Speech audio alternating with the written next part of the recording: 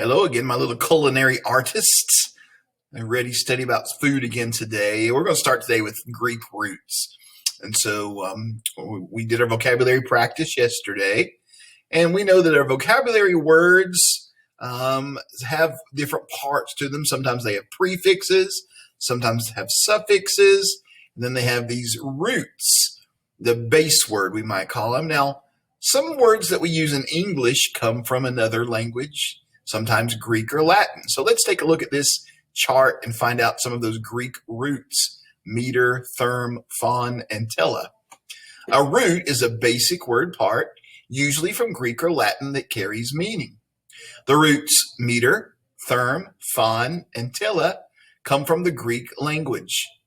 Prefixes and suffixes can be added to these root words to make new words. So here's what the meaning of these Greek roots are. Meter means to measure. Well, that makes sense. We've been looking in math about centimeters and millimeters and meters. So we were measuring distance with that. Therm means heat, like your thermal underwear, keep you warm, right? Phon is sound, like phone, you hear people on the phone. Phon, like phonics. And tele, far or distant. Telescope, telegraph, see things far away or send message far away. So look at these words that have these Greek roots in them. Meter means to measure. Thermometer, what's a thermometer measure? Well, it's also got the Greek root therm. It measures heat, right? It measures the temperature. So that has two Greek roots in it. Therm and meter, a measure of temperature or heat. Speedometer. A speedometer measures your speed in your car. Thermometer, again, there's that Greek root therm and measuring heat, measuring temperature. Geothermal. Geo means of the world, of the earth. Thermal means what? Heat. Therm means heat, so the world's heat. Okay, temperature of the earth. Telephone. We've got two in this one too, don't we? Tele, which means far or distant, and phon, which means sound. So you might send your voice, could be a sound that somebody can hear far away. You might call somebody in another country on your cell phone, and you would have a far or distant sound sent to them from thousands of miles away. They can hear your voice. Homophone. Homophone. What is a homophone? It's a word that means the same as something else, right? Okay, so phone is sound, or sounds. Homophone word, it sounds the same. Okay. Telephone, again, a sound traveling a long distance. Telescope. Telescope is a distance. We see something far away. So these Greek roots. Okay, moving on. I want to talk today too, and we're going to work a little bit today about, with mainly this one, idioms. Okay, idioms are an expression that means something different from the meaning of its individual words, like who put a bee in her bonnet? That means, why is she so mad today, right? So let's take a look at idioms today. Now, we're not going to worry about adages and proverbs today. Let's just focus on idioms. So what are idioms? An idiom is a phrase whose meaning cannot be interpreted literally.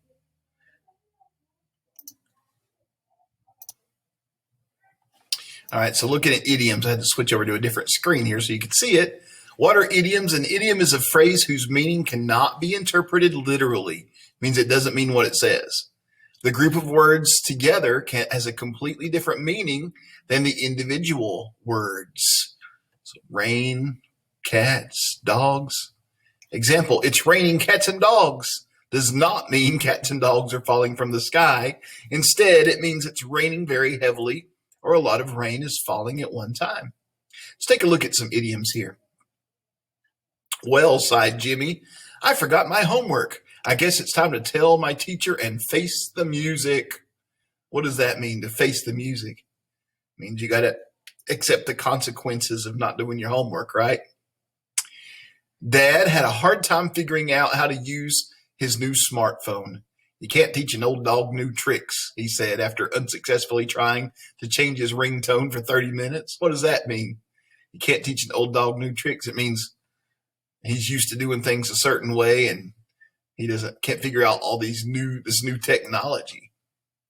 Jamie wants to sign up for the basketball, chess club, speech team, and the school newspaper for next year.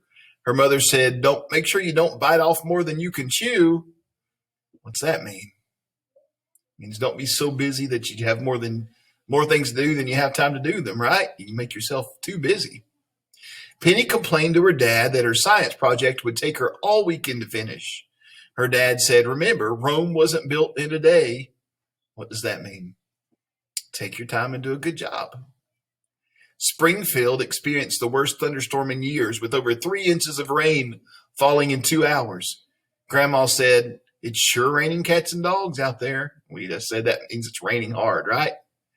Sheldon heard from his sister that his mom was planning a surprise party for him tomorrow. When he asked his mom about it, she said, "Who let the cat out of the bag?" In other words, who told this secret? It was supposed to be a secret. You've got 3 more pages of idioms I want you to read through and try to figure out what they mean. Use context clues to help you find out what they mean, okay? I want you to use the context clues. So, just for example, before his big performance, Maya told her brother, "Break a leg." What is that? It doesn't mean she wants him to break a leg. It's what can use the context clues that he's about to have a big performance, and so it means good luck. Now, on the last page of these slides, there are 8 matching idioms. So if you're under the weather, you're not really under the weather. What does that mean? It means you're feeling sick, right? Which is C. So you're just going to click in this box and type a C. Okay, Rome wasn't built in a day. We said that means take your time. Some things take a lot of time. That's F. So we put an F there. All right, so I just told you 2 answers. I don't know why I did that, but that means you got 6 to figure out by yourself. Click in the box and put the correct letter to match the idiom and turn this in to me today, okay? Also today, again, you've got a writing assignment that I want you to work on. Oh, before we do that, let's look at this page right here. I want to look some idioms that are in your story. First off, her friend tells Martina, "Now you're cooking." Well, she literally was cooking, but what does it mean? What does the idiom mean, "now you're cooking"? That means things are going well for you right now. And then Martina replied, "Instead, my goose is cooked." Is her goose really cooked? No, it's an idiom. It means she's in trouble. She's going to lose the competition. And then another idiom, Martina tells Joey, she says, she's so on fire that her thermometer is going to explode. That just means things are going well for her, right? So there's some idioms in our story this week. So you're going to have that idiom assignment. And the other assignment I want you to do today is this. This is a little different paragraph writing than we've done this week.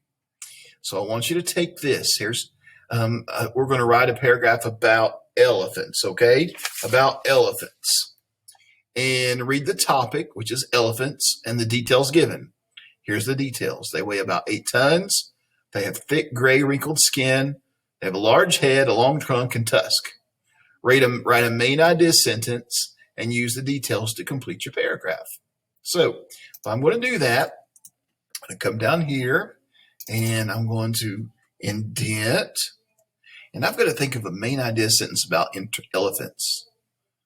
I think I'm going to just keep it simple and say, elephants are very interesting animals.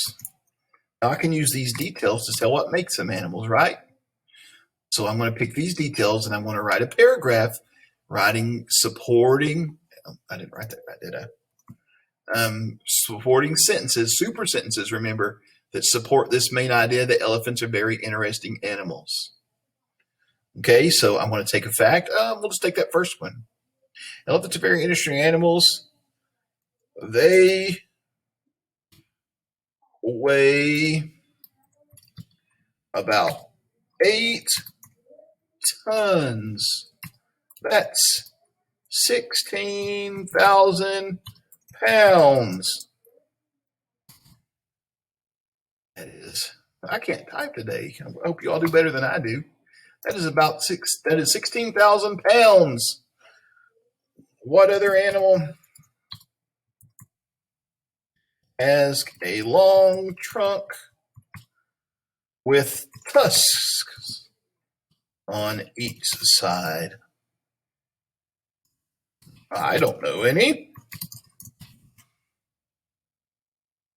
Look, I messed up again. You are bad luck making me mess up today. Just kidding.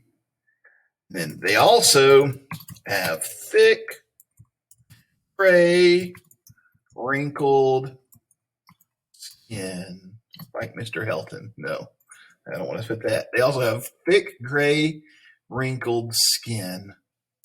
And then you want to end it somehow. I think elephants are very interesting. Now, that was a very, very simple paragraph. You could make yours a lot better than that. You can have more details, however you want to do it. I didn't say anything. You don't have to use every single detail. I didn't say anything about having a large head. I could have. But take some of these details and write a paragraph about elephants. Okay, mine's not going to be on there. You can't copy mine, all right?